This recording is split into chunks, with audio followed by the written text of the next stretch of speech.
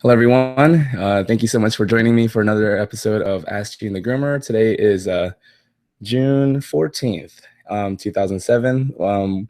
We just got back from a road trip up to New Jersey, spent one day in Manhattan, and then a couple days in Washington, D.C. Oh, man. Hopefully we're not lagging here. Hey everybody, Frank Kern here, and today I'm going to help you solve the single biggest problem. Okay, sorry about that. Alrighty. And let's see if anybody's watching. Perfect. I'm going to go ahead and do a little bit of social media. What do you call that? Advertise? Not really. But anyways, I'm going to go on Facebook real quick and just let everyone know that we're live. And I just wanted to talk about my trip to the World Dog Expo this year. First of all, fantastic job.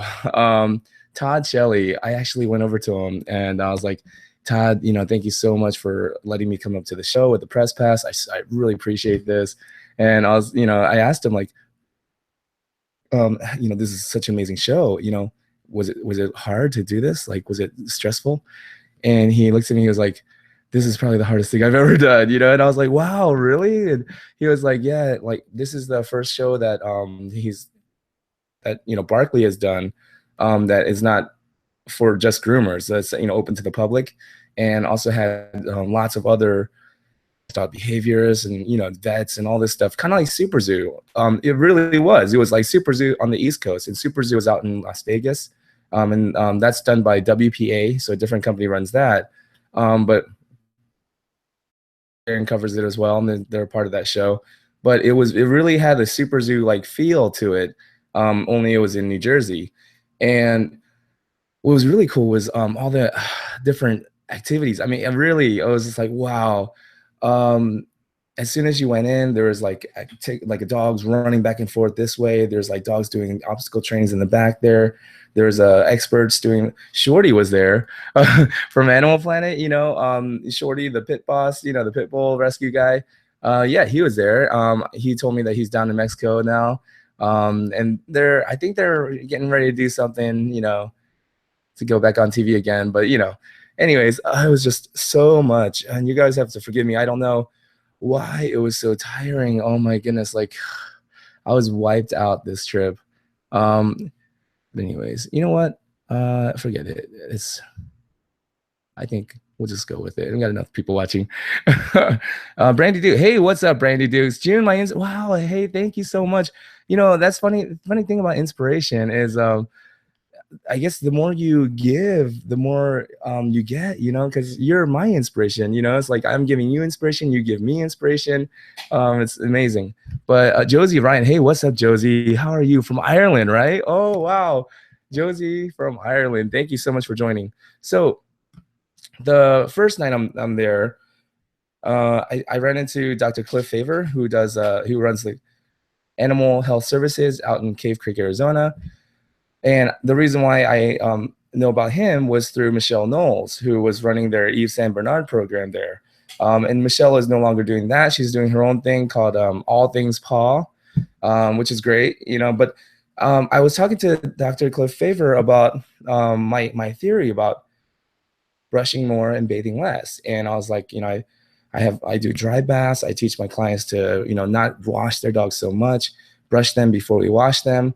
And he was explaining to me, like, the science of why. He was like, imagine Jello and running a fork over top of Jello. He's like, what happens? And I was like, it gets all opened up and you get those, tear lines through the Jello. And he was like, yes, and that's exactly what happens to the surface of the skin. And it's like a layer of oil that protects the skin. And we're going through and raking and like ripping open the layers of old protective oil. And that will leave those opening crevices open to bacteria and fungus, which are very opportunistic and will take any chance they get to go and infect the skin. And it made sense what he was telling me on a scientific level, but like on an experiential level, just from what I experienced personally, grooming dogs on a day-to-day basis, getting like actual hands-on experience for thousands of dogs. And actually seeing dogs that have problems with their skin and all sorts of issues and hot spots, and now they have a beautiful coat, and no, their skin looks beautiful. They don't have any, they're not itching all the time and chewing at themselves. So it's like, because of what I've seen in my personal practice, it just really caused me to have like an internal conflict that night. And I was just like, what do I do? Do I just, come out and say, oh, everybody else wrong, don't brush more, bathe less, actually bathe all the time, and don't brush at all. Because basically that's kind of what he was saying. Like he was saying like, basically get the dog in the tub, like a Shih Tzu, for example, and get them wet and get the product on them first. And then once the product has fed the skin and the coat and nourished it and protected it, strengthened it, now we can go through and brush. But in my experience, and also one thing, I'm gonna read some a little bit of like some of the breeds that I met and the people that I've talked to that were like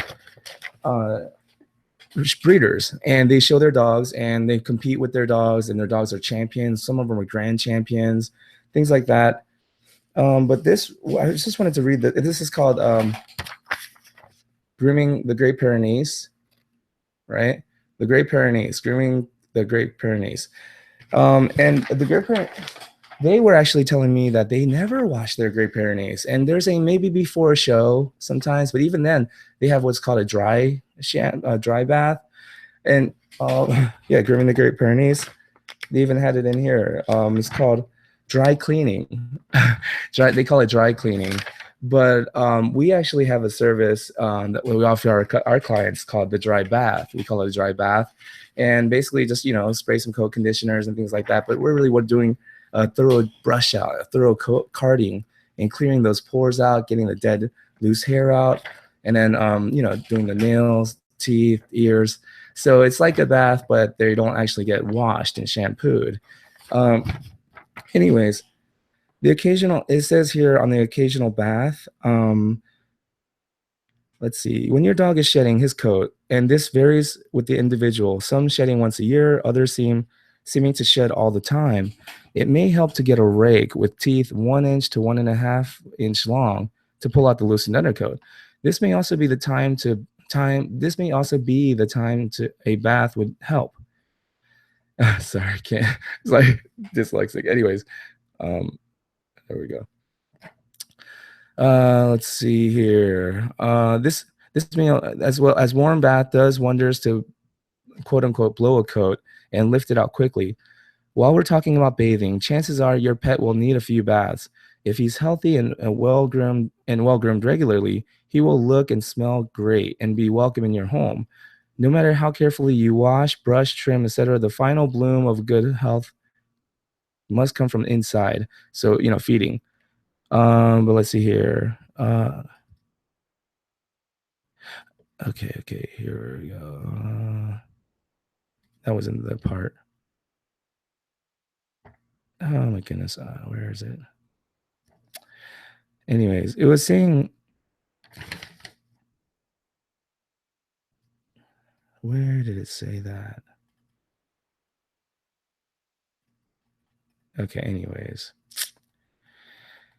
But yeah, but for the bottom line is, so the next day I went around to all the different shampoo client companies that I respected and and then also the vets. I asked the lady, another vet that was on stage, one of the experts demonstrations that were going on, Dr. Silver, and she told me that she brushes her dog dry all the time. She doesn't get them wet first, especially her dog is like a pit bull.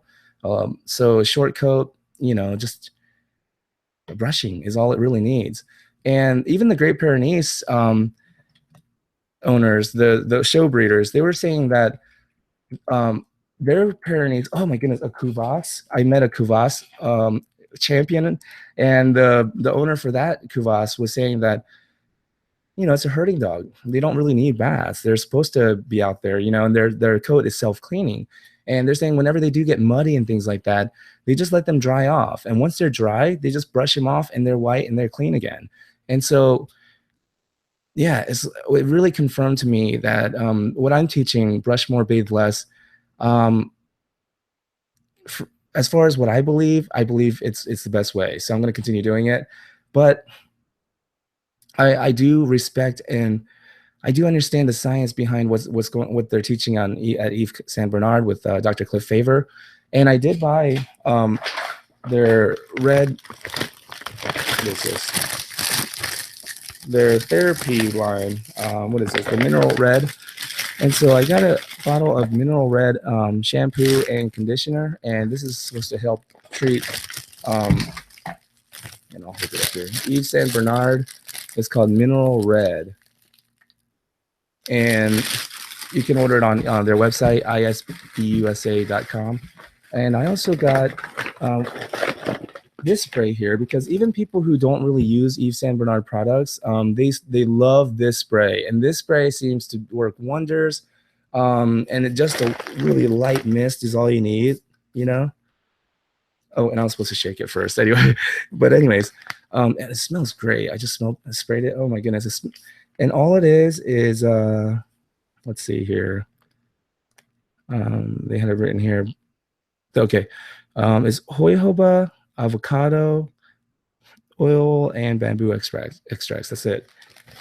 So I have a client named Harley, the aggressive Yorkie, and I'm actually going to be seeing him next week. So I'm really excited because every single time I wash this guy, he breaks out.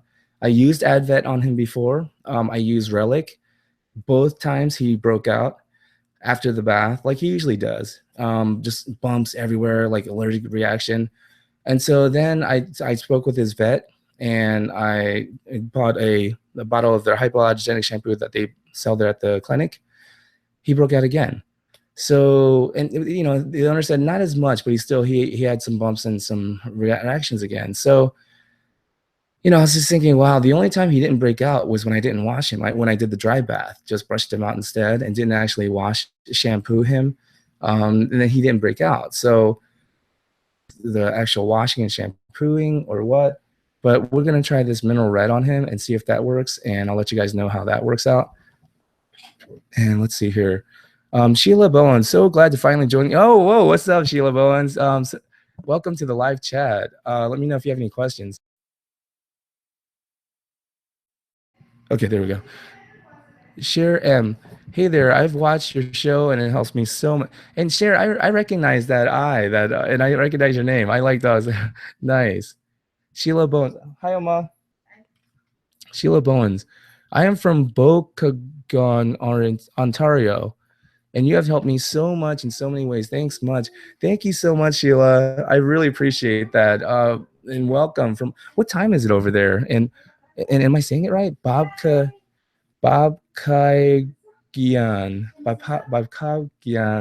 Ontario. Anyways, thank you so much for joining us. Share M, I groom as well. Dogs are much easier. I am from Toronto. Wow, Toronto.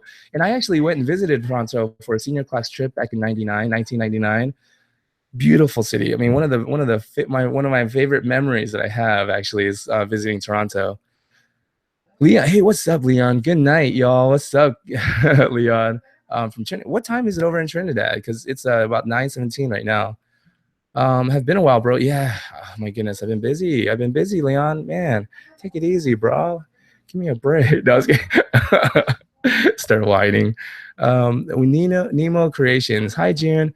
I'm looking to get into dog grooming soon and was wondering what's the best way to get into grooming. Okay.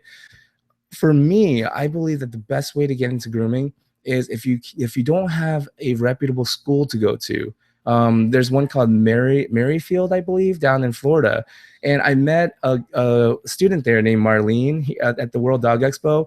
I'm like, you're up here in New Jersey from Florida, like what are you doing up here? So she volunteered to come up with Irina Pinkusevich. I think I said that right, but everyone in the grooming industry knows her as Pina. She actually won the title of international like groomer, you know. So it was an international grooming contest, and Pina took the first place. She's amazing. But anyways, she also is a very big advocate of Advet shampoo. So anyways, I met Marlene, talked to her, super inspiring. And then a teacher there named Josh. Josh is super cool. Oh my goodness. If Josh was my grooming teacher, oh my God, I would actually pay extra. But yeah, Merrifield, if everyone there at Merrifield School is as cool as Josh and Marlene, I would say it's probably, worth the trip. If you were even international, flying in to try to become a dog, get education as a dog groomer, look into Merrifield down in Florida. But if you can't find a good school to go to, I would say find a salon that's willing to let you volunteer. And that way there's not really a commitment. You go in there whenever you guys have agreed upon. And if you don't really like the vibe, if you don't really like what's going on there, you can always, find another place. There's nothing tying you down to that spot. And things like that. Also, rescue shelters are always, eager to get some help with like, grooming and washing their dogs and things like that.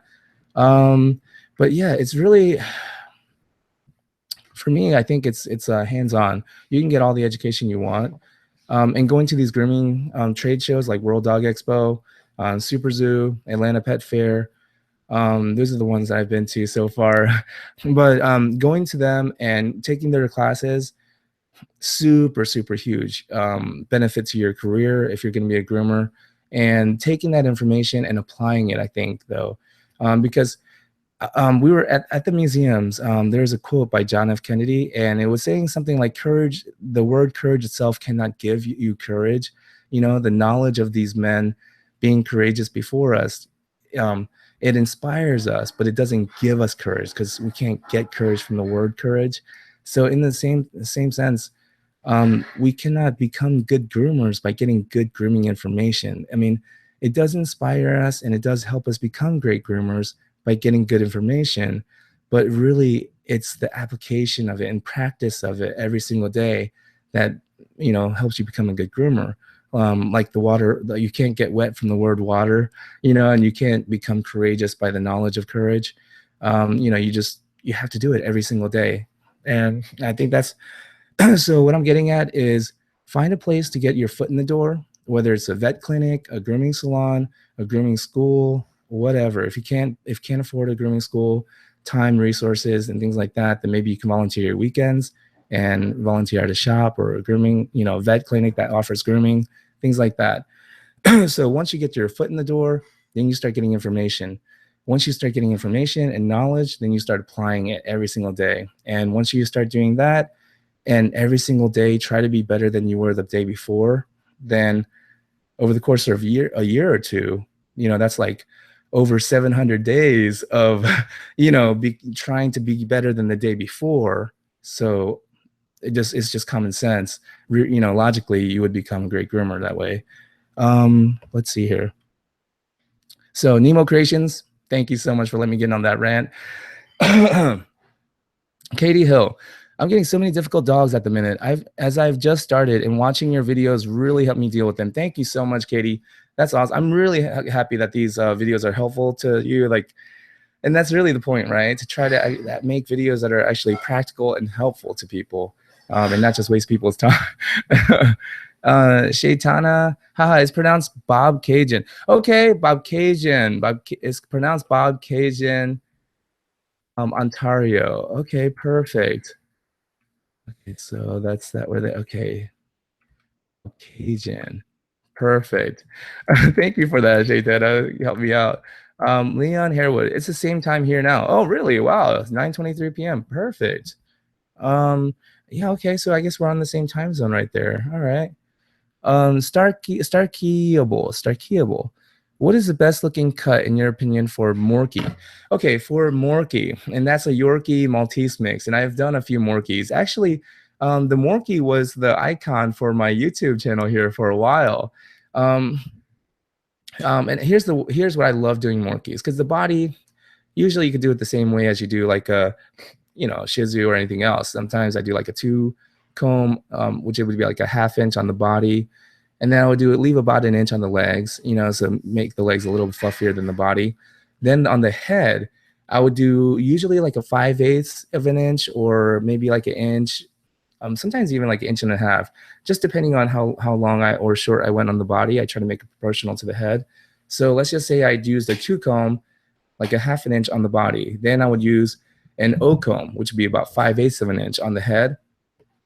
And then with it, just to set the length, and then I would scissor it round. And the ears, what I like to do with the Morky ears is, because usually they stick up, I usually like to just shave just the ears and just kind of scissor them round like a schnauzer's ears, you know, how you edge the ears.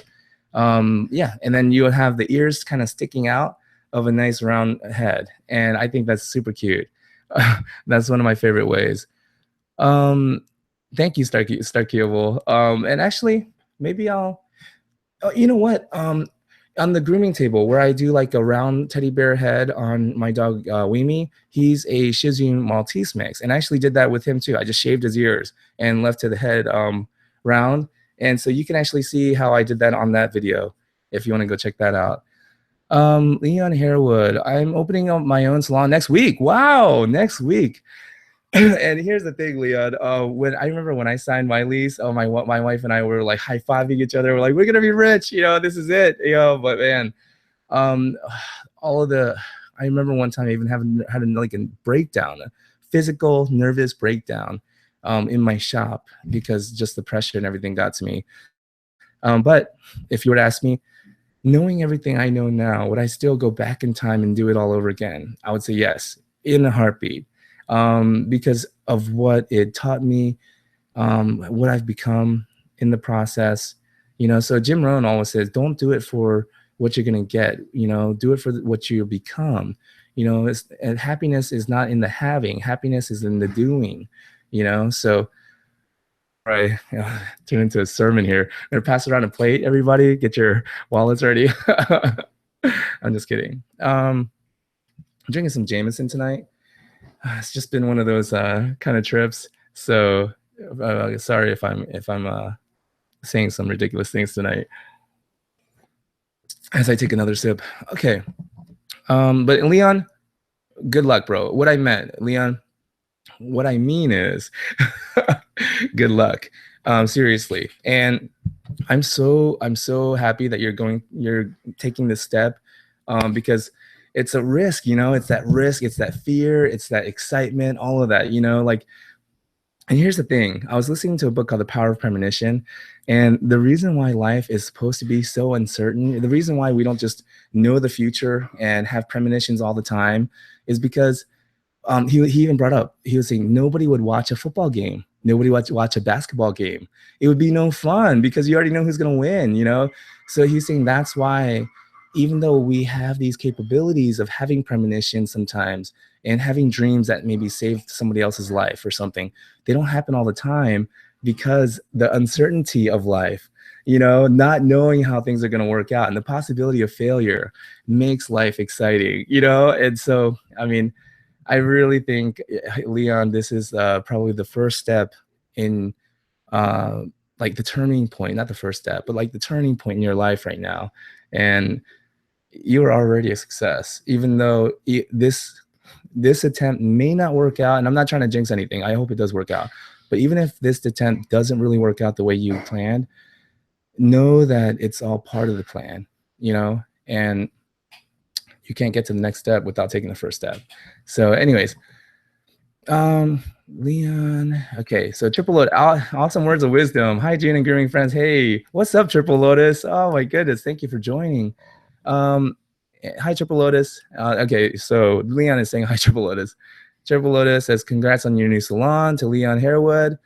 Annie P, your videos have helped me learn how to connect with my dog better. Thank you. Oh my goodness. And you know, the thing is, by making these videos, not only has it helped me as well to learn how to connect with these dogs better, because I mean, I'm not going to say all my videos are perfect. I watch some of my videos and like, oh, I see why that person is upset with me, you know, like, you know, but it helps because it gives me something to go back and watch, you know, kind of like, you know, Kobe Bryant or LeBron James going back and watching their games, you know, seeing where they can improve. I'm not comparing myself to Kobe or LeBron. I'm just saying. Let's see here. Leon Harewood, I'm super excited. I'm just afraid of who I'm getting to work for me. Yeah, I mean, and that's the thing. For me, it was really tough finding people to work with, finding good employees.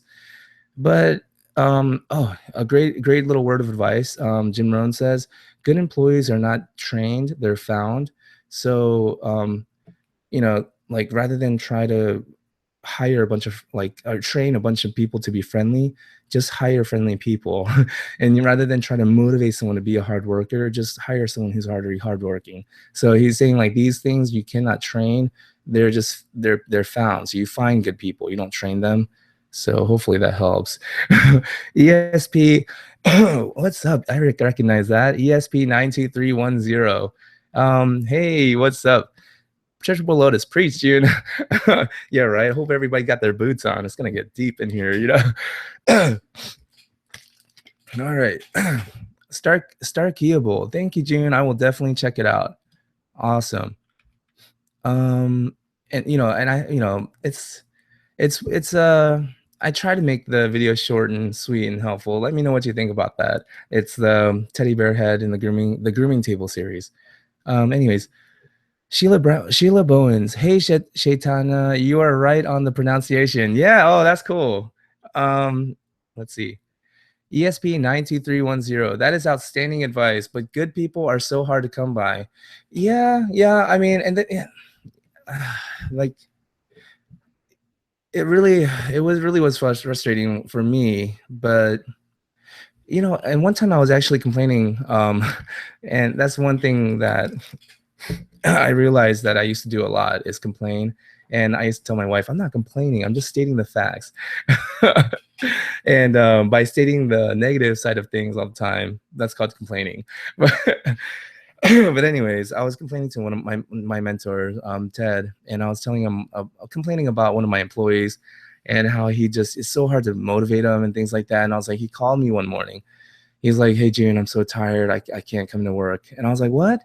We have like a packed schedule. I thought we talked about this. I need you today. He was like, man, I stayed up all night just partying. I just can't, man. He's like, I'm so sleepy. He was like, I wasn't even gonna call you, but I respect you too much. I was like, man, if you respect me, you got to come into work, please. And he was like, can you come pick me up then? I was like, of course, I'll pick you up. So I tell my wife what happened. She's pissed. She's like, what? So I'm like, don't worry about it. We need him today. So I went to go pick him up. I'm calling him. He's not coming out. He finally comes out. He's rubbing his eyes. He's like, man, aren't you proud of me that I come into work today, even though I don't feel like it? I was like, oh my God. Yes, I'm so proud of you. Like I did, I needed him that day. Well, anyways, so I was telling my mentor about this, and he laughed, and he was like, June, rather than ask why are your employees this way, he's like, it's better to ask, why are you attracting these kind of employees? And I was like, that's a really interesting way to look at it. It puts all the blame back on me. And he was saying like, maybe it's my hiring process, maybe it's the interview process, maybe it's how I'm doing things. He's like, rather than focus on why it's so hard to find good people, maybe focus on why I'm attracting all these people that are not so great. So it really helped me out. And now, as an interview process, I try to ask open-ended questions, and I try to see who this person really is and things like that. And yeah, it's just like I said, they are hard to come by. Like you said, ESP, good people are hard to come by, but when you see them and you recognize a good person, you really want to make sure you treat them well and try to get them to stay. Snake Monkey 555. Hey June, just subbed oh wow, thank you so much. Snake Monkey 555. Hey June, just subbed last night. Great channel. Learned a few things already. Off subject question. Are you Korean of descent? I'm usually 95% correct. Yes, I'm actually Korean. I'm American, but yeah, I come from Korea. I actually had my first birthday in New York, so born in Korea, but came imported directly to US, I guess. But yeah, that's pretty cool. Let's see, Snake Monkey 555. Yes, so I am Korean. Emily Hicks. Let's see here, Emily Hicks. I'm not a groomer, but I've always groomed my dogs myself. What's the most manageable cut for a golden doodle? I hate shaving him short because he's black, and he just looks like a poodle. Have already helped me so much with this grooming. Thank you so much. I'm so glad I found. Thank you so much, Emily Hicks. Okay, so to answer that question, let me read this real quick. Okay, so this is on a golden Great Pyrenees, because a lot of people ask me if I would shave their golden retrievers even, but I say no to golden retrievers and Great Pyrenees for the same reason. But yeah, I'm very much against shaving dogs down, especially in the summertime, because you're actually taking away the protection that they need. It's kind of like going to the desert and removing the turban, what do they call that? The turban, whatever, the head cloth, and the robes that they wear, taking all of that off, taking all that covering off and putting them in swimming shorts, and maybe slather some, sunblock on them, just to help them out. And say, hey, I just helped you out. You're going to be much cooler now. No, that you probably actually put them in a lot of danger.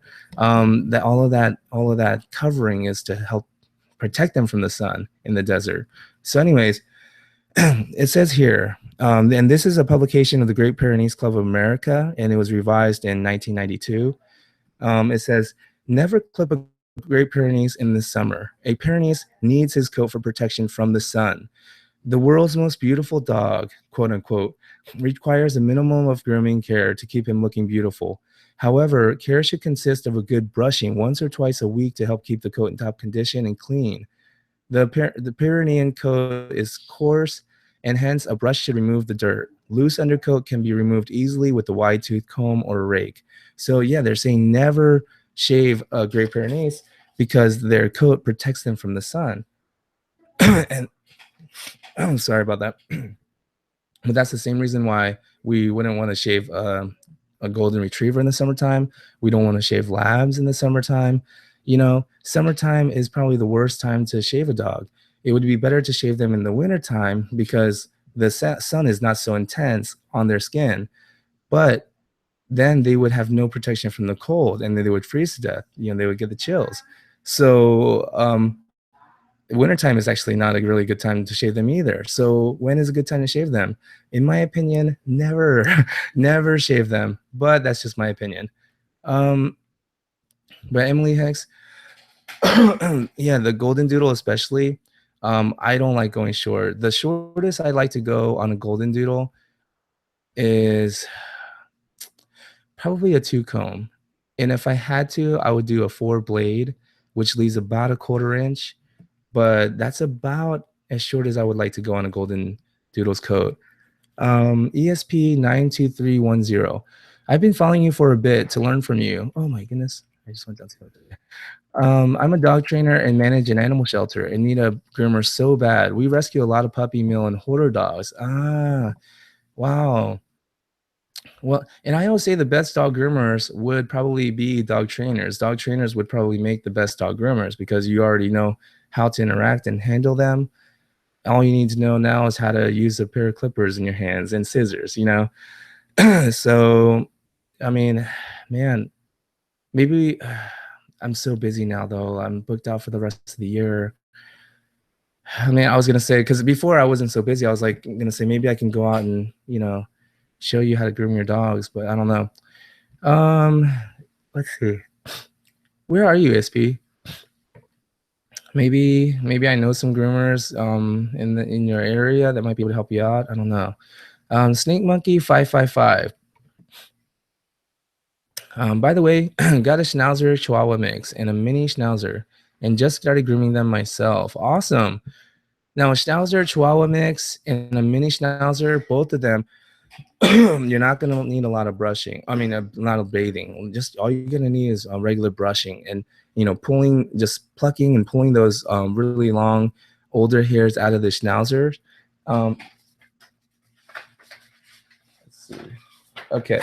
So luckily enough for you, Snake Monkey 555, I met a Schnauzer owner who shows his Schnauzer, and they gave me some information on Schnauzers. His Schnauzer Max is 8.5 years old. he hasn't washed him in 5 years. And he said, and when he did that, it was really just before a show. He had to get him cleaned up. But after, he said, really, even now before a show, he doesn't wash them really. They don't need it because he brushes them often and hand strips them. Hand stripping just basically means pulling their old hairs out with your hand, and other tools as well. But really, all you need is your hands if you don't have stripping knives or pumice stone, things like that. But yeah, so Schnauzer, Snake Monkey 555, Chihuahua, same thing. Schnauzer, same thing. You don't have to wash them often, and I got confirmation of that. I didn't talk to a Chihuahua breeder because I don't think there was one there. If there was, I may have missed them, but the place was so huge. I mean, it could have been possible that I missed a Chihuahua breeder, but I did meet a Basenji owner, and a Basenji has a short coat as well.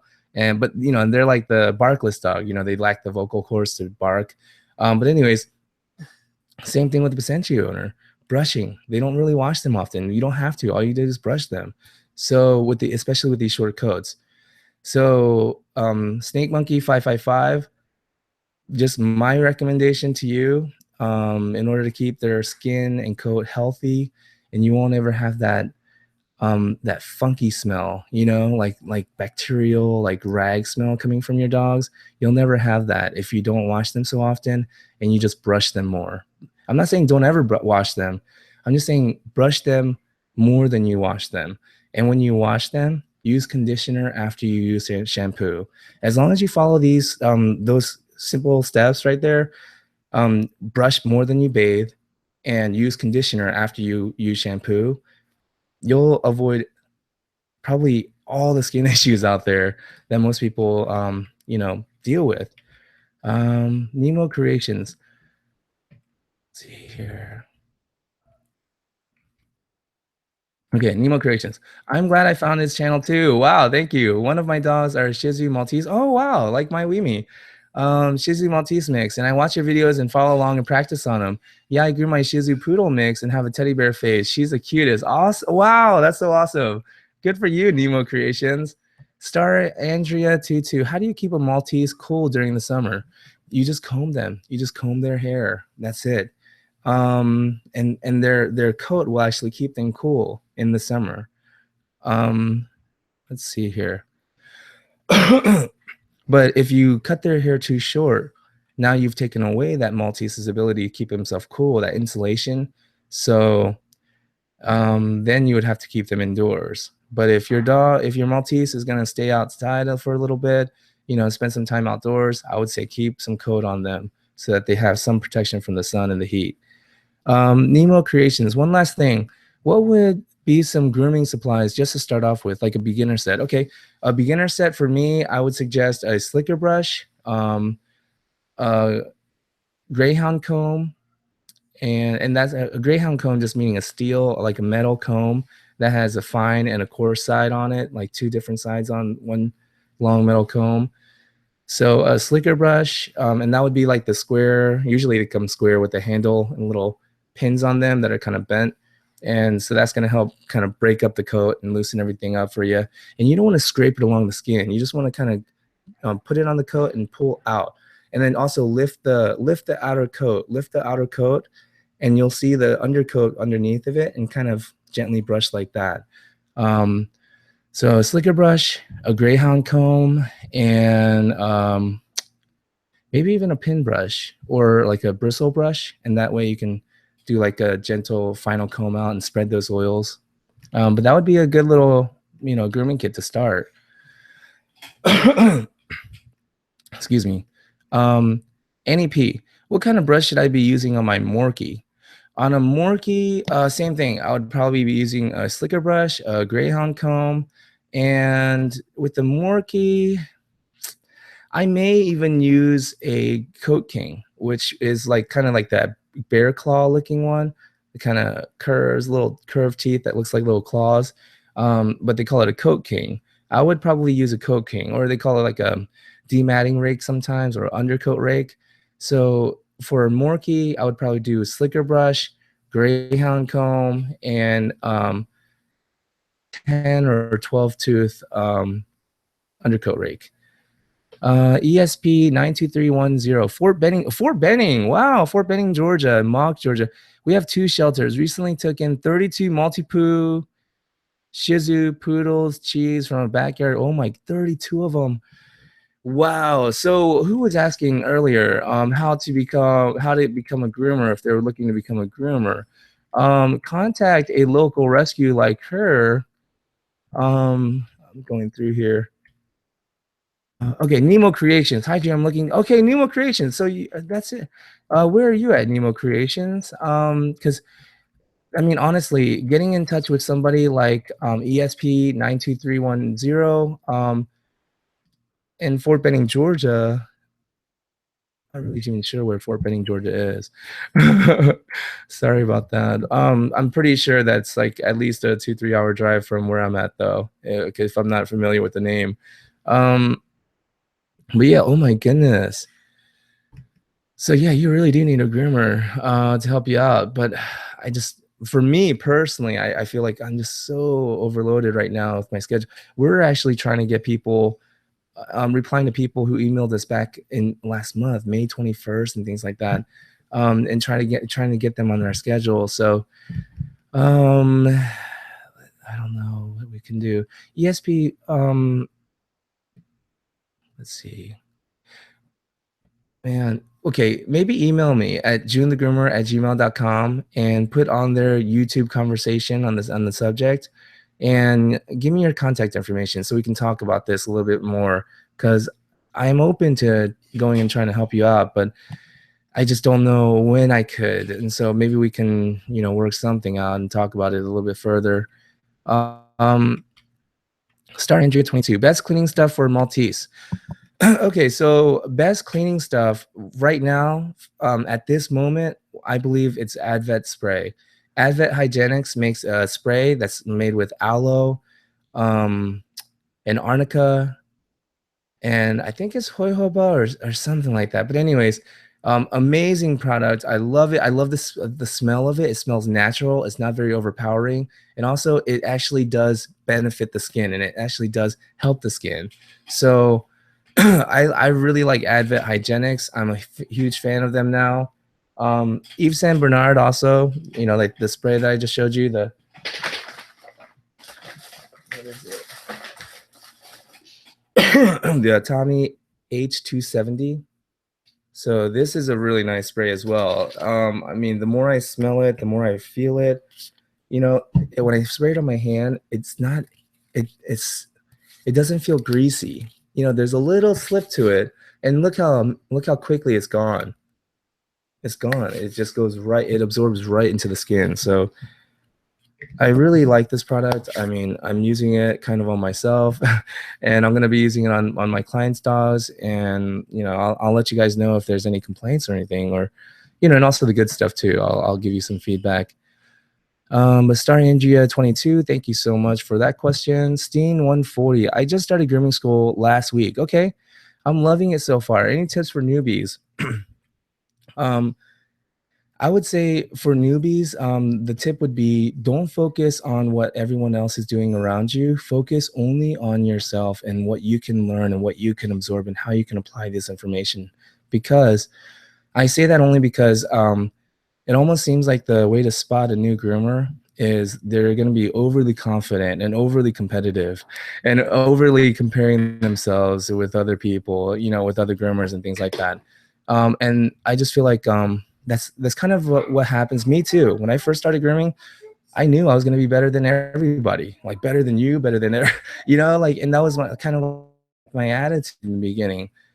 And also after I filmed my shop, I started listening to all this personal development and self-help material. And every time I would hear something good, Tony Robbins would say something, and I'd be like, they need to hear this, like I need to play this for everybody, like everybody needs to learn this stuff. And I realized that's another way to spot somebody who's pretty immature, because it's always they need to hear this, they need to change. I realize now it's not it has nothing to do with anybody. As long as I can change, and as long as I become better, everything around me will change. And so the advice I would give you, Steve 140, is focus only on becoming better than you were the day before. And that's what true nobility, according to Dr. Wayne Dyer. Dr. Wayne Dyer says, true nobility is not being better than anyone else. It's being better than you used to be. And if that's really the only goal, that, if that's really the measuring it, the measuring stick for being successful in life is just being better than you used to be, well then, I mean, hey, the pressure's off, right? I don't have to be better than you. I don't have to be better than anyone. I just have to be better than I was the day before. And that's why I think having a bad day is actually a good thing sometimes, because sometimes, I mean, I'll go through a week or two where I'm working out every night and every morning. I'm on top of things, I'm riding high, I'm just like, wow, and I just feel like, and then I have this really incredibly bad day one day, and I just kind of lose it, and I lose my temper. I'm irritable, things like that. And I'm happy for those days at the end of the day, because I'm like, wow, if the only goal really is to be better than I was today, so tomorrow all I have to do is be better than I was today. I mean, great, because I just lowered the bar, so tomorrow will be easy. I call those reset days. Because you're always pushing it, you're pushing it, you're raising the bar, and you have one of those days where you just kind of trip up a little bit, maybe you slam something down a little bit harder than you should have, it could have, things like that. Your tone of voice is a little bit more firm than it needs to be, things like that. Those are reset days, and that way the next day it's going to be easy to be better than you were the day before. But really, just focus on doing that. And Steen 140, seriously, if every single day you just do your best and really do your best, don't save anything for tomorrow, really put it all out there, and every single day give it your best, pour it on. And when you do that day after day and day to day, nothing seems to change, but when you look back year to year, you're going to notice huge changes. And Kobe Bryant actually was doing an interview, and he was saying the reason why he wakes up at 4 a.m. and starts his day then and works out and does his training is because he knew that if he did that every single day for a few years, then none of his competition would be able to catch up with him, because they would be years behind, because every single day he's getting in 2 or 3 more practice sessions than everyone else. And so he was saying his final game when he made like over 60 points, but it started off really bad, and he wasn't making a single shot. He said he just told himself, you know what, it's my last game. It's gonna either be the greatest game ever or the worst game ever. I don't care. Let's just go out there and do my best. And so he just kept doing his best, and he made over 60 points. Amazing final last game. But one thing he said that I really liked was, he was like, I wasn't asking myself to do something I haven't done 1,000 times already, when no one was watching.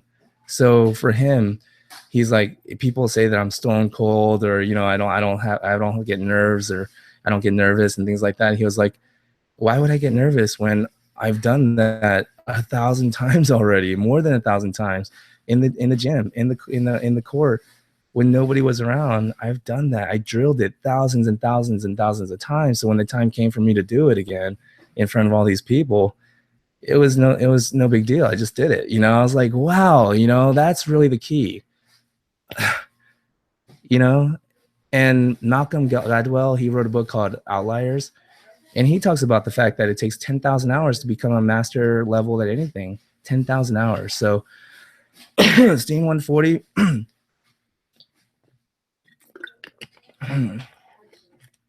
you just started grooming school.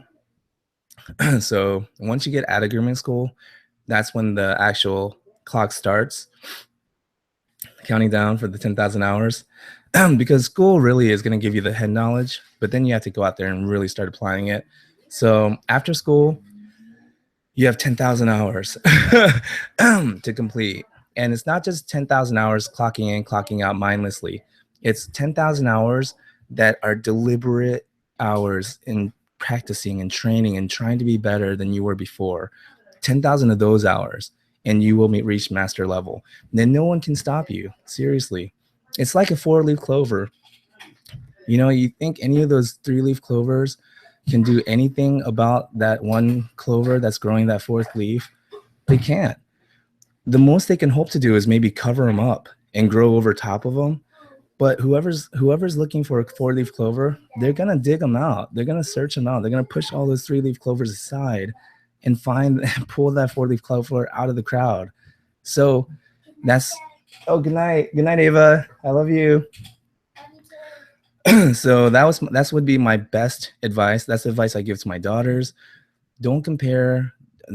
Don't concern yourself about what's going on with anybody around you. They're all 3-leaf clovers. And you are too right now. But just focus on growing that 4th leaf. Do whatever you have to do to grow that 4th leaf, and you will be picked out of the crowd. Michelle Garcia. Hi there, June. You're on. Thank you, Michelle Garcia. Thank you so much. Thank you for watching. Even with all my coughing and all this stuff.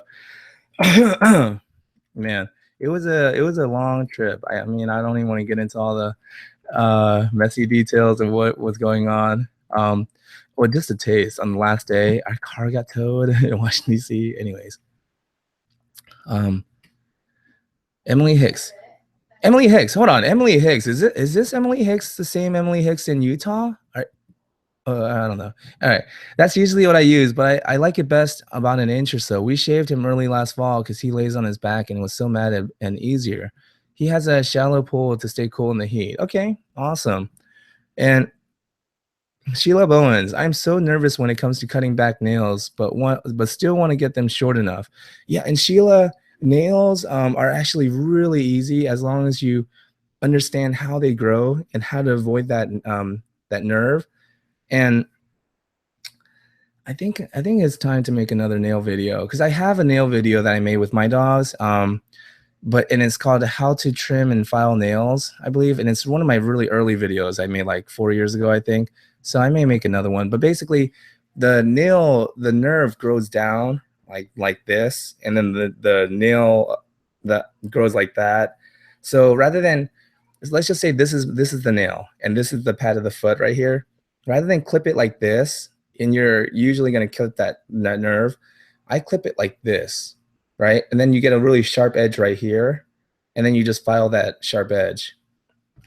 But yeah, I'll see if I can make a video of that one of these days.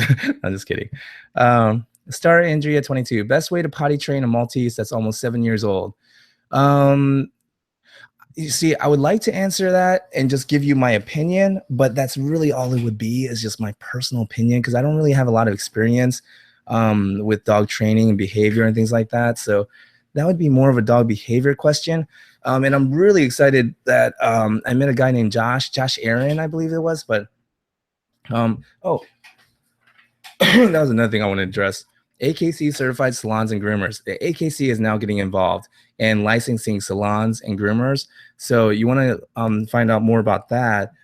It's education.akc.org, and it's online groomer education certification for salons and groomers. So you don't actually have to have a salon and have that be certified. You can actually just be a groomer working at a salon and get certified as an AKC groomer. So anyways, he was at that virtual salon, and his family, his wife, him and his wife run the grooming salon and daycare and boarding down in Florida. His mother runs their locations in Kentucky, and they're going around teaching everybody about this, how to get certified as an AKC certified salon and groomers. Anyways, he said that he would be happy to come on the show and answer and help out with all these potty training and dog behavior questions. So I'll try to get that set up for the next show.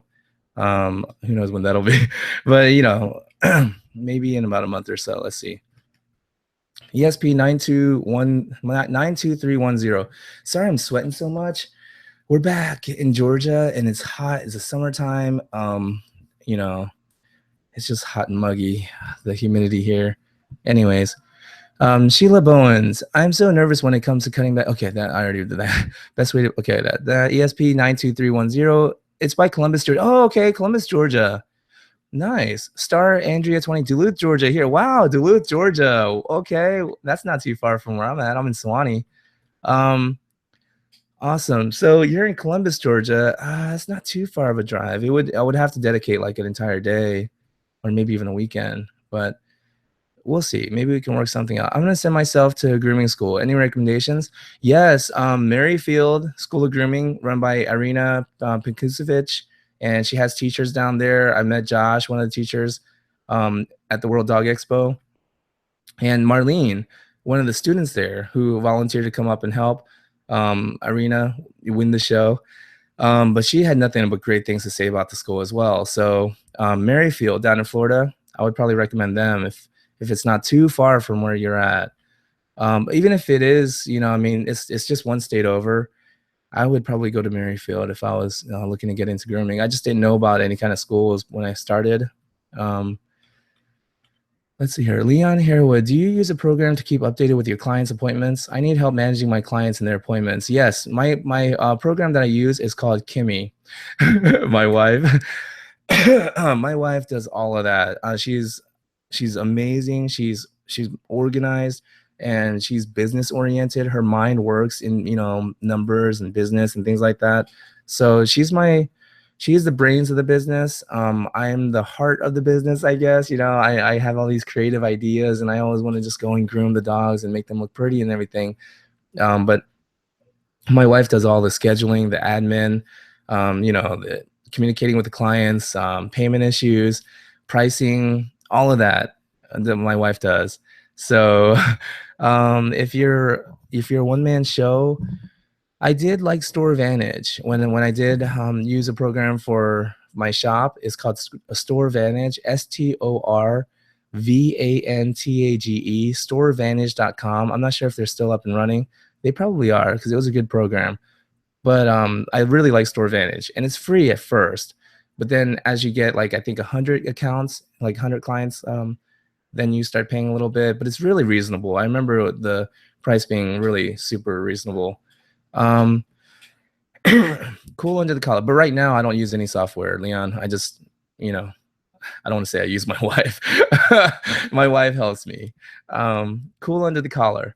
I agree. Advet products are awesome. Yes, cool under the collar. And you know what I really like about Advet is that they don't have like lavender and rosemary and citrus and like blueberry, like vanilla flavor. They don't have all of these different like scents and flavors. It's just one. They have one shampoo, one conditioner, and one spray. And the reason why I actually talked to the co-founder while I was over in New Jersey at the World Dog Expo, stopped by the booth, had a great conversation with him. He told me that the reason why he actually started this company and made this shampoo was for his own dog. He was having to get prescription medication and he was having to deal with all of these skin issues.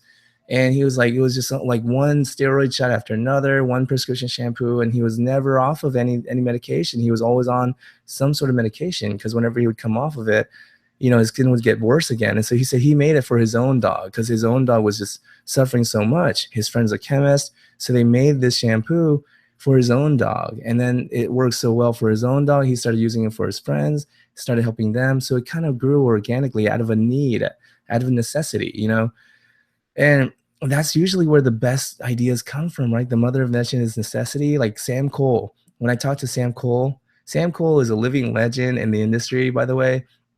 He's actually got the Sally Liddick Lifetime Achievement Award from the grooming industry. But anyways, the books that he wrote, the All Breed Grooming Guides, he wrote them as textbooks for his students because when he started a school, these flies, Sam Cole started a school and he wanted to be reputable. He wanted to do the best he could for his students, give them enough information, tools to go out there and confidently groom and have a successful, fulfilling career. But he was saying when he needed a textbook and he couldn't find any good textbooks, so he made one. And that's why we have Sam Cole's books now. And it's like amazing. And when he was showing me the detail and everything that went into the books, I mean, really the intention for writing the book, you can tell it was to educate. So yeah, I mean, I really think the best ideas come, out of necessity. Ryan Butler vlogs. Hi, mom at ESP. Wow. So Ryan, actually, ESP is your mom. Oh my goodness. ESP. I'm so sorry. That's my child barging in. Disregard. Nice. Star Andrea 22. Best way to make sure your dog is not scared of thunderstorms. See, that's another behavior question. I don't know exactly, but I've heard, and this is just take this as a friend who has no experience in dog training or behavior. Just talking, we're at a coffee shop, and I'll say, "Hey, I heard something about the Thunder Vest, and they help with dogs with, that's, I mean, so the Thunder Vest, and I heard that the way it works is because it compresses them, kind of gives them that, kind of like swaddling a baby that has, colic and is crying and things like that. So it kind of swaddles them, it kind of compresses them, holds them. So the Thunder Vest helps with dogs that are scared of thunderstorms. Again, I'm not really sure. Now, if you were to tell me my dog gets scared during a thunderstorm and you have to groom him during a thunderstorm, then I would say, okay, maybe, I'll get him in a, small enclosed room, and, like, so, and just work with them. I don't know, but yeah, I don't know. Triple Otis. Hi mom, so cute. That is pretty cute. Mother and son. Ryan Butler vlog. Sorry. Sonia Magic Girl. Hi June, I have a question. I have a client whose dog has really itchy skin. Even after a bath, he only hypo and he still gets really itchy and dry skin. What would you recommend doing for him? Okay, Sonia, that sounds like Harley. And so Harley, it really did. I used that vet on Harley, the shampoo, conditioner, and spray. It didn't work. I used Relic, and Relic is another shampoo company that I really like. They use volcanic minerals, and it's like skin therapy. So I used that shampoo on him. Didn't work. He still broke out, had itchy skin, things like that. So now I'm going to use this mineral red shampoo that I got from Yves Saint Bernard. And you may have missed the beginning here, but it's called Mineral Red, and it's a shampoo and conditioner. So I'm going to use this Mineral Red shampoo, and they're saying that this shampoo has helped dogs that have like these skin issues that just won't go away, and other shampoos won't work. They're saying this shampoo will work. So I'm going to test it out. I'm going to be grooming Harley with that next week. So I'll let you guys know. Sonia Madrigal. I may put it up on my blog, or yeah, so just I guess keep an eye on it. Maybe in a couple of weeks on junthegroomer.com, I'll go ahead and share something about it on my website. Melissa Ray, I wish you could come to Rhode Island to groom my little gremlin Shih Tzu Dobby. I adopted him and found your videos. Dobby is fearful of being groomed. He was really neglected. He's getting better. Awesome. And that's the thing. Grooming really is supposed to be a relaxing, comforting, it's supposed to be a loving, like very intimate activity. And so if somebody has done something to make it a bad activity, or something, that causes fear and pain rather than comfort and, like joy, and happiness and, love, if it doesn't represent love, it represents like fear, then there's sometimes a lot of work that has to be done, and you just want to take it slow. Star Andrea 22. Hi Ryan. Yeah, that's very cool, Ryan. Good to see that Ryan supports his mom though. Let's see here. 12:30, 10 o'clock. Let me start running through these here. Steen 140, great advice. Thanks so much. Yo, yeah. And sorry, Steen, if it sounds too preachy. Like, man, I try to stop myself from getting too preachy, Get your checkbooks ready. The plate's about to go around. Milila Chiquila. I think that's the username. I just got your, whoa, wow. I just got your book. I like it a lot. What is the name of your shop? Okay, so I don't have a shop anymore. It was called The Horrific Spa. And then once I lost my shop location and we moved out to Arizona because my mother-in-law and everything, just family emergency. So we went out to Arizona. So I turned thehorrificspa.com, the website, into a blog. And then after that website expired, we changed it to junthegroomer.com and continued it as a blog as Jun the Groomer. And so then when we moved back here to Georgia again, now I don't actually have a shop. I just go by Jun the Groomer, and that's the business name now. And I just go and set up, and I do house calls. So I set up in my clients' homes, and I groom their dogs in their home. So that's kind of where I'm at now. Melissa Ray, I'm a hairdresser. It's the same. You learn way more in the salon. Wow, that's awesome. You're good at what you do, June. You're such an inspiration. Thank you, Melissa Ray. Thank you so much. And if you're a hairdresser, I mean, that's perfect. Shoot, you can just groom your own dog. Sheila Bowens, Mila Tequila. What is the name of the book? Oh, Sheila Bowens. It's The Art of Grooming. And it's The Art of Grooming. It's and I put a colon, a philosophical approach to dog grooming. So what I meant by The Art of Grooming, and it came actually from an idea that I got by reading The Art of Happiness by the Dalai Lama. So The Art of Happiness, basically the gist of the book is that there is no way to happiness. Happiness is the way. So it doesn't teach you like strategies on like how to smile and how to be happy in all situations. It's just understanding that happiness is the way. It's not a destination. It's the journey. And along the way, you're not always going to be happy, but that is part of happiness as a whole. So it was just a different way to look at happiness. And so that is where the idea for the title came from my book, because I didn't want to write a how-to book, because of course, Sam Cole, amazing. He has his all breed grooming guide. Melissa Verplank has her Nose from the Grooming Table. And there's so many other grooming books out there that are like how-to books that are so well written that I felt like there just didn't need to be another how-to book. So, but no matter how much I looked, there wasn't a why-to book. There wasn't a book describing and explaining to us why we're grooming and why we need to be respectful and and things like that, and how everything that we do is affecting the quality of the groom, and things like that. So that's where the inspiration for that came from. Let's see here. And I have so much more to say about that book and how it came about, but just for time purposes, I want to keep it moving here. Emily Hicks, not Utah, but that'd be nice. LOL. I'm from a small country town in Indiana. Wow, Indiana. Awesome.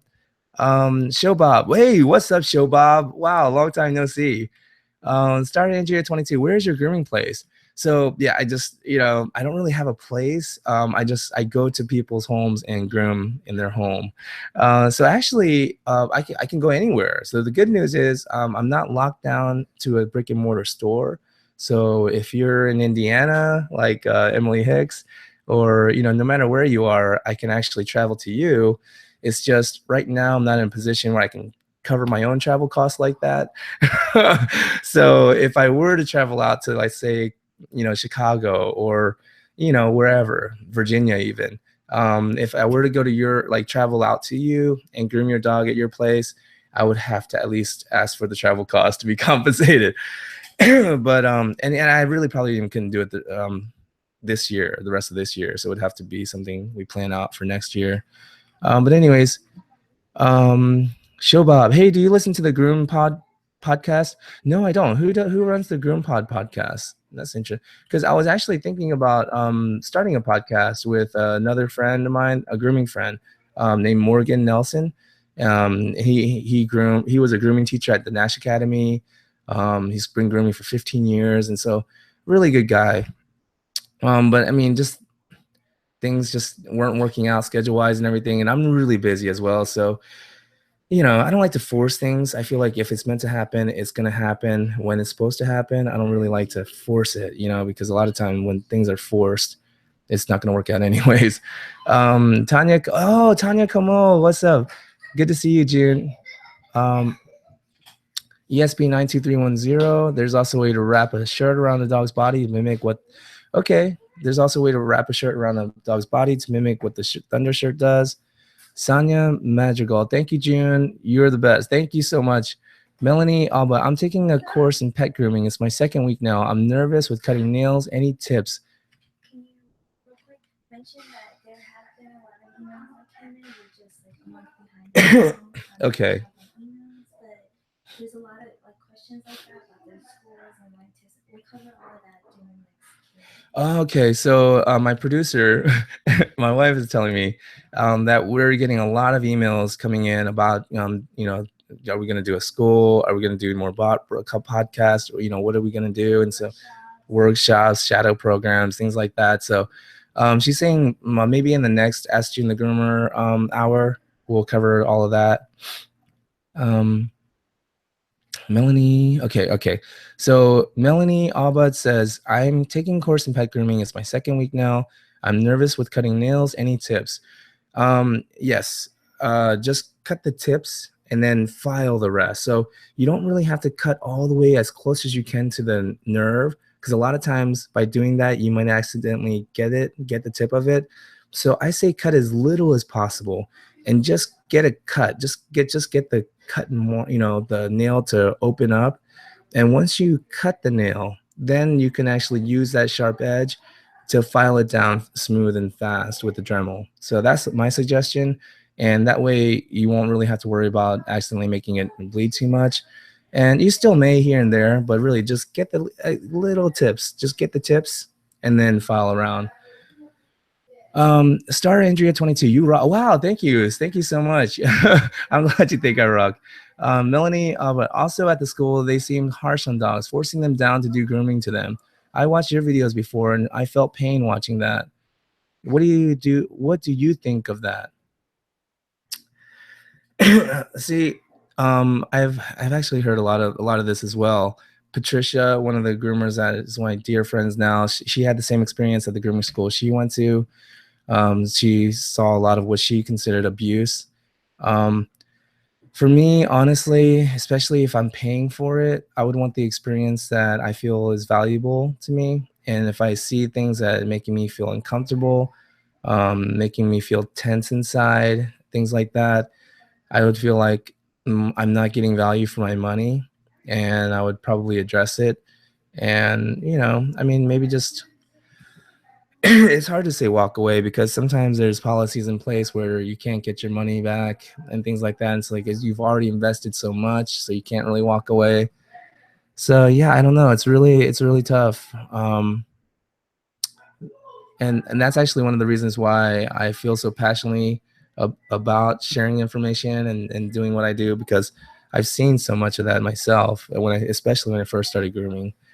I mean, people are careful around me now, but when I first started grooming, I mean, who am I, right? They don't know who I am. I'm just some guy that's coming and learning and washing dogs.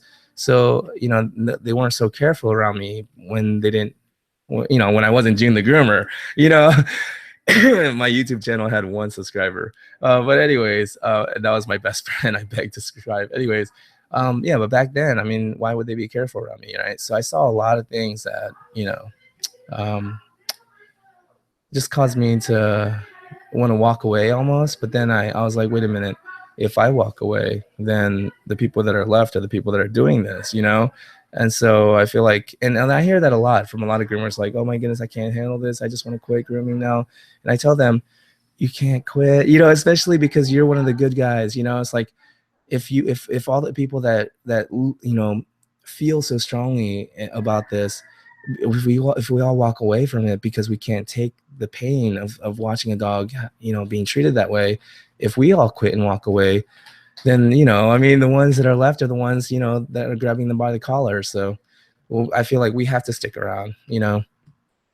So Melanie, maybe if you can't get out of that situation, just use it as motivation for yourself for the future and try to be a part of the solution.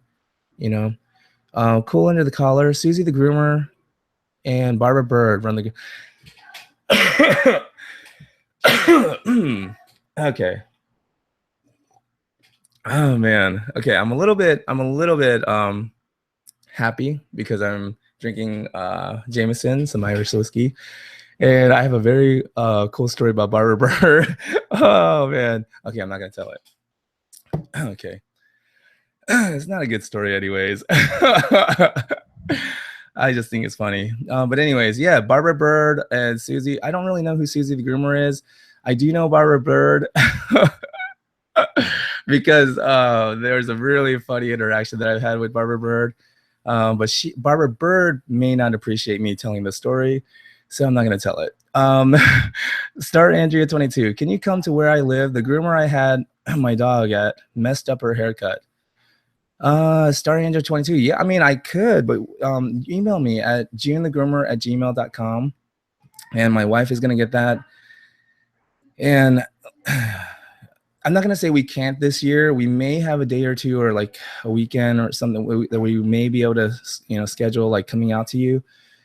But it may most likely be next year when we actually have a date open where I could do that. But email us, and that way we can go ahead and try to get you set up on the schedule. Showbob, yeah, dude, go check it out. Showbob, that's awesome, Showbob. Especially because you like the show, I am not gonna say anything about it. But I'll check it out. I didn't even know that that podcast was there. Let's see here. Melanie Albert, wow, thank you so much. They make me cut it. They make me cut it until it's really short or really close to the nerve. I hate that. See, I don't like that either. I feel like, what's the point? Like, boom, you see that? The nerve's right there. I didn't cut it. It's like, yay, good for you. You want a trophy? Like, what is the point of that? Just, I guess, ego points. Like, I can get it. I can get it right to the nerve. Who cares? I say just cut the tip and just file the rest down safely. And the reason why I say even cut the tip before filing is because when I don't cut the tip, I notice that it does take just a little bit longer because it's kind of smooth and sealed. But by cutting that tip open, it opens up that protective, like, smooth layer, I guess, and boom, it files much, much easier and faster. So that's why I say cut the tip before filing. Malila Chiquila, very good book. I'm have my daughter read the book because it helps her teaches her how to breathe and calm down before she gets more angry, how to use the anger and not the anger use her. Positive matters. Wow, that's amazing. I might have my daughter read the book. That's awesome. I never thought that people would actually read the book and like it so much. This is amazing. Melanie, actually, that's the thing. Is like my mentor asked me one time. He was like, "Why are you writing the book?" And I was like, "Because you told me to." And he was like, "Nobody writes a book because they're told to." He was like, "Why are you writing the book?" And I told him, like, I really believe in the message, and I really believe that it would benefit people to get this message out there. And he was like, "You're not trying to be a best-selling author. You're not trying to become rich." And and I think he knew me, because I live in the clouds. I'm always in the clouds. So I was like, no, I really bet yes. And he was like, good, because you're not going to sell any books. He was like, nobody's going to read it. And I was like, what? And then he was like, let me put it to you this way. He was like, your mom's not going to read it. Your family's not going to read it. Your best friends aren't going to read it. You can give it to your favorite clients. They won't read it. It's like, nobody cares. Nobody reads books anymore, And I was like, oh my God, I was like, well, then why am I writing this book? And he writes my name, comma, author. He's like, that's why you're writing the book. So you could put that behind your name. You become an author by writing this book. I was like, wow, I never thought of it like that, And he was like, if anybody wants to disagree and say, hey, you're not an author, just show them your book. And he was like, if anybody wants to disagree with what's in the book, they'll have to read it and they won't bother. So that I cracked up. I was like, wow. And I realized he was right. Once I realized he was right, nobody's going to actually read this book. The pressure was off, and I was able to write the book by hand in a weekend. Obviously, after that, it took like another month of editing and everything, but I got the book written in a weekend because the pressure was off, because I didn't think anyone was going to read it, So I guess moral of the story, if you got any ideas if you have a book idea or some idea that you want to do, take the pressure off. Just convince yourself that nobody cares. Nobody's going to read it, and then just go ahead and do it. Melanie Albert, I love how you think. Really wish you would teach. Oh my goodness. Thank you. Thank you so much. Triple Lotus at Melanie Albert. You already have the makings of a good groomer where you feel compassion for the dogs, just like June. Wow. Thank you for noticing that. Yes, and we notice in others qualities that we have in ourselves. So Melanie Albert at Triple Lotus, thank you so much. Triple Lotus is saying, I have 5 rescues who were abused and used in puppy mills as breeders, and I never want them to go through any more pain, especially when they should be enjoying a spa day. Exactly. Ricardo Paulino, June, if I don't know the age of my dog, how can I tell?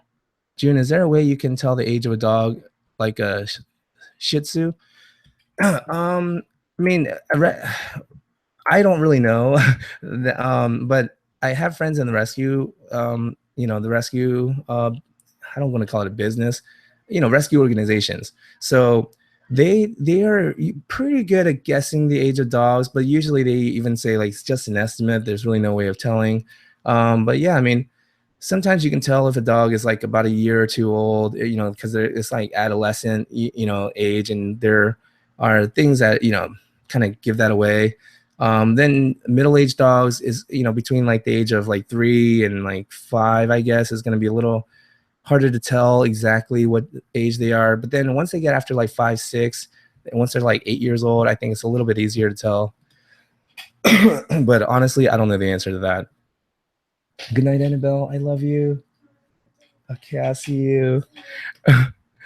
Okay. Mandy Lynn, Shih Tzu? Yes.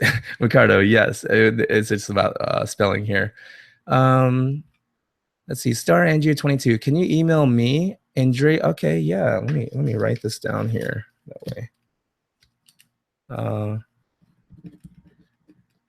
Andrea. Dot. Okay. Okay, perfect. I got your email. Yeah, I'll email you. Mandy Lynn, haha, it's a hard one to figure out. Melanie Albert, June, do you do anal glands on the second day? I usually wait till the second day, or maybe sometimes the third day. You got to feel it out with anal glands. No, I was kidding. Melanie Albert, yes. So the anal glands is a touchy subject. Michelle Knowles out in Cave Creek, when I was working with her in the Yves Saint Bernard program, she was telling me that she believes that groomers should not be doing anal glands at all, because that's an internal organ, that's internal. We should only be handling the skin and what's on the outside of the dog. So anything that's not the surface of the dog, anything that's internal, is for the vets. We should not be handling that. So that's what she believes. What I believe is that because it is a gland, and because it does tend to fill up, the faster, the more often we manually empty them out. So a dog that's getting groomed, like getting a bath every 4 weeks, let's say we're squeezing out those anal glands and emptying every 4 weeks, it gets to a point where every 4 weeks they're going to be pretty full because it's used to it. So for me, I feel like I don't really like to empty them unless they're full. And you can tell if they're full by lifting up the tail. Oh, Dr. Silva put it a good way. She was on stage. She was like, if you lift the tail of your dog and around the 3 o'clock and 9 o'clock, but I actually think it's around 5 o'clock and 7 o'clock. But anyways, on either side of your dog's anus, the butthole, you're gonna see, if you see little grapes. Oh, that's the way she put it. She said, if you see 2 little grapes in there, your dog's anal glands are full. So if you see 2 little grapes pop out on either side of your dog's anus when you lift that tail up, the glands are full. So when they're full, what I do is I go behind them as much as I can, without causing pain, and I try to massage them, like work it rather than squeeze it out. I work it out, kind of like how I imagine I would if I was milking, not a cow, because a cow's like this, but maybe milking a gerbil or a guinea. I don't know. Why am I doing this motion? Anyways, so I would massage it out, and rather than squeeze it out, because you can rupture the anal glands, and that's going to cause a lot of other problems. So, and if you're not comfortable with it, don't do it. Especially, and if the owners get upset with you, you can always explain, hey, that's an internal organ. Really, you should have the vets deal with that. But if you're comfortable, you're experienced with anal glands. That sounds so funny. If you're experienced with anal glands like I am, but yeah, I say I like to usually leave it alone, but I always do check. I lift the tail, and if it looks like it's obviously full and it's uncomfortable, they're scooting, then yeah, I like to help them out and I'll empty them out. But I don't do it as a part of the groom, like with every dog. Let's see here, getting dried out. Show Bob, LOA, that might be the whiskey talking. I remember my first beer. Yeah, no, I mean, honestly, Show Bob, I actually was a huge fan of Barbara Bird's, and I was so excited to be going out to Arizona to have a chance to meet Barbara Bird. And yeah, I'm just gonna leave it right there. Oh my goodness, 10:30. Okay, let me wrap it up here. Star Andrea 22 says, thank you, June. Melanie Albert says, yes, I think that is so true. You're right with everything. Awesome, thank you. Triple Lotus, I would rather have the vets do the anal glands for my dogs. Groomers should make the dogs look and feel good. Vets love the gross stuff. Well, I mean, honestly, groomers love that gross stuff too. But anyways, yeah, I personally, I would feel more comfortable with the vets doing the anal glands. But for me and my clients, I do check their anal glands. If they're obviously full, I empty them for them. If they're not full, I leave it alone. And if they're full, but they feel like rocks and they're not coming out easily, I let the owners know and I have the vets handle that. So yeah, if anything gives me a funny feeling, you know, hand it over to the vets. Star Andrea 22. Can dogs have human cake for a birthday? I don't know. I don't know. Like, so for me, I would say the question, can dogs have human cake for a birthday? Will it ruin their schnauzer's beard? Now that would be a grooming question. And I would say let the beard, you know, dry a little bit, brush it out, maybe some co-conditioner, and brush the cake out of the beard. But as far as, you know, is it good for them to have human cake for their birthday? Obviously, I would think not, you know, health-wise, but it's their birthday. If it was my dog, I would say, why not? It's their birthday. But again, I'm a groomer, and that's not really my area of expertise. I wouldn't. The sugar would mess up their gut. Yeah, and that's the thing. Anytime I give my dogs table food, like if it was a birthday cake or anything, I do it knowing that I'm probably going to clean up diarrhea later. So that's my thing. I do give them some food when it's special occasions, but I do it knowing I'm probably gonna have to deal with some diarrhea. Let's see, Janet Flores. I really enjoyed being here. Wish you were in LA. Thank you so much, Janet. Melanie, you should write a book about grooming, June. Yeah, I have. I actually wrote 2 of them. One is called The Art of Grooming. The other one is called 4 Steps to a Beautiful Groom. And both of them you can get on my website on junthegroomer.com. But yeah, that's pretty cool. That's pretty fun. One time I was actually washing a dog for one of my friends at a self-grooming place, and a lady was just watching me. She was like, sir, you really should consider doing that for a living. I was like, thank you. I'll consider it. I'll consider that. Yeah, Showbob. See you, June. Hope I can catch the next show. Gonna be at another trade show this year. Yeah, so the next one is Super Zoo in July 24th, I believe. So I'm invited back to Super Zoo. You know, I really wasn't sure. After this last year, I was like, oh man, they probably won't invite me back. Maybe they're like, we'll get them one more shot. We'll get them one more try, I guess. But yeah, I'm gonna be at Super Zoo next month. So that'll be the last show for that. I'm gonna be attending this year. And yeah, Atlanta Pet Fair in March next year will be the next one after that. So yeah, thank you guys so much for joining me. Melanie, I will check it out. Thank you, Melanie. I really appreciate that. Thank you, everybody, for watching. Hour and a half. Thank you so much, guys, for sticking around.